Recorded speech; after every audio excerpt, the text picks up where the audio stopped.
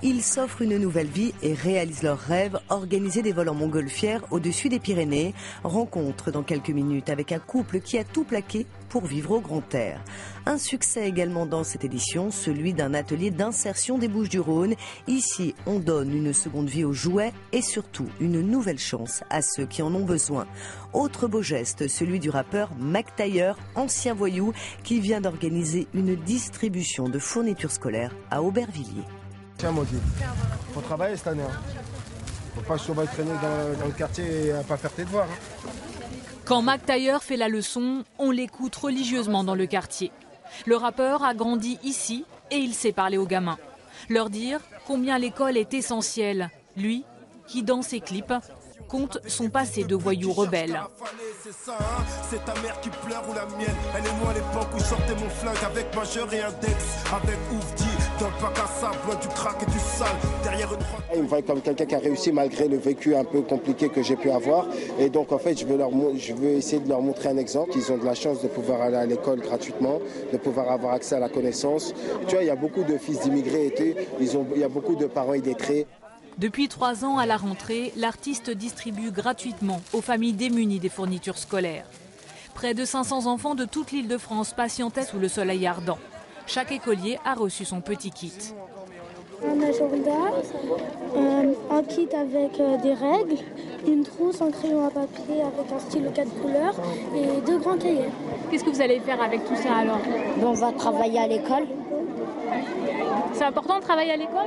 Oui, c'est important. Pourquoi? Mais pour apprendre des choses et pour travailler quand on est grand. Des fournitures gratuites, une aubaine pour ces familles. Certaines réfugiées, par exemple, ne perçoivent pas l'allocation de rentrée scolaire. D'autres peinent à s'en sortir malgré les aides. Je suis infirmière et pourtant j'arrive pas non plus j'ai 4 enfants à scolariser. Voilà, donc je fais partie des nouveaux pauvres, on va dire. Voilà, c'est pas facile. Donc c'est avoir un petit coup de pouce et montrer surtout que par cette initiative que les études c'est important.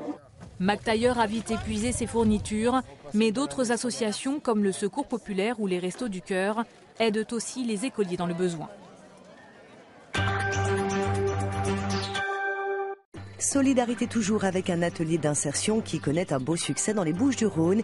Ici, on récupère, répare et revend de vieux jouets. Une activité qui permet à ceux qui en ont besoin de revenir sur le marché de l'emploi. Olivier à la collecte, Nassima au tri à la redistribution. Il y a aussi Daniel et ses pinceaux, Patrick, le menuisier, Mariano à l'électronique. Une équipe, mais des parcours singuliers. Ils ont tous repris le chemin du travail, chacun à son rythme, pour quelques mois, voire toute une année. C'est le principe du chantier d'insertion. Ici, on se construit un projet tout en restaurant des jouets. L'autre fois, j'ai retapé un voilier qui était là depuis très longtemps. Et en fait, c'est une pièce de collection. Et ça s'est très très bien vendu. Qu'est-ce que ça vous apporte de venir travailler ici? On s'entend très bien, me remettre dans le bain du travail, parce que bon, c'est le but aussi, quoi. Et ça m'apporte beaucoup de choses, beaucoup de bonheur. Ça vous donne confiance. Voilà, confiance, ouais. En face de l'atelier, la boutique, avec ses jouets par milliers, remis à neuf, mais à prix cassé. Voilà, mesdames. Je vous remercie beaucoup, c'est très aimable. Merci à vous. J'ai 4 petits-enfants, entre 4 ans et 12 ans actuellement. Mais depuis leur naissance, je viens ici. Et je vois le magasin grandir, faire plaisir à l'état de parents et à l'état d'enfants.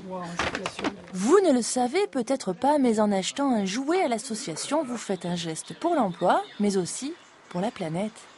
60 millions de jouets sont jetés chaque année et qu'à notre petite échelle, on arrive à en récupérer 40 ou 50 000 sur un territoire qui échappe donc à la déchetterie. Les jouets ont une seconde vie, quelquefois même une troisième vie. Basé à Aiguille, le chantier d'insertion s'apprête à ouvrir sa 2e boutique à Vitrolles d'ici octobre. Et oui, le Père Noël a du souci à se faire. Enfin, ils ont tout plaqué pour prendre de la hauteur.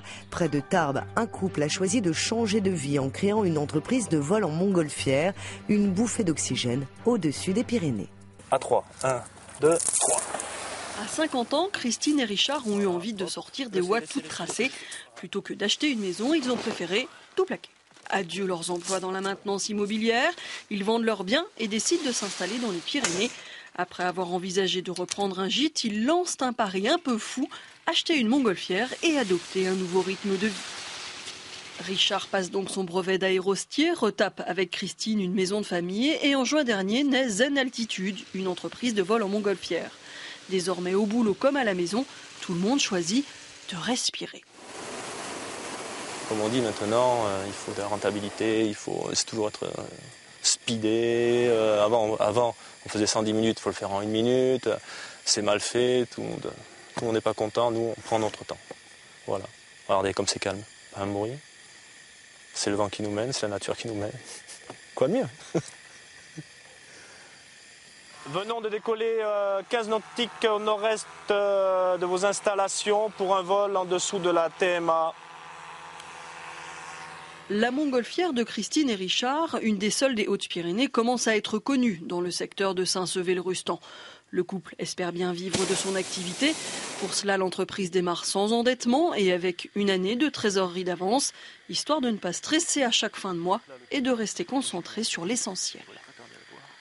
C'est pas du tout la même qualité de vie. On a notre potager, on est entouré de gens avec qui on fonctionne facilement sur le système de l'entraide, du troc. Donc c'est un rapport humain, c'est énorme. On a une vie beaucoup plus paisible. On est ensemble. Bon, ça c'était aussi l'idée, être ensemble, faire quelque chose ensemble. Plus de bruit, plus de stress, un projet commun. Richard et Christine concrétisent leurs rêves. La cerise sur le gâteau, les nombreuses rencontres qu'ils font chaque jour avec leur ballon. Une montgolfière qui suscite toujours la curiosité et facilite les contacts humains, même au milieu des champs. Chloé, on fait la bise ?